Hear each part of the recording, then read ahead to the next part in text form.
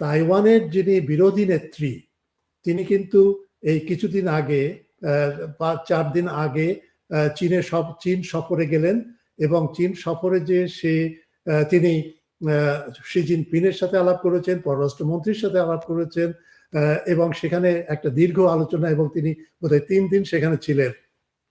সুতরাং এই আলোচনা তিনি কেন গেলেন, যাওয়ার এই কারণ যে তারা উপলব্ধি করছে যে তাইওয়ানের নিরাপত্তা আমেরিকার পক্ষে নিশ্চিত করা কখনো সম্ভব হবে না। সুতরাং সবচেয়ে ভালো পথ হচ্ছে যে চীনের সাথে একটা আলাপ আলোচনা করা, আলাপ আলোচনার মাধ্যমেই যে বিরোধ আছে সেই বিরোধে নিরসন করা।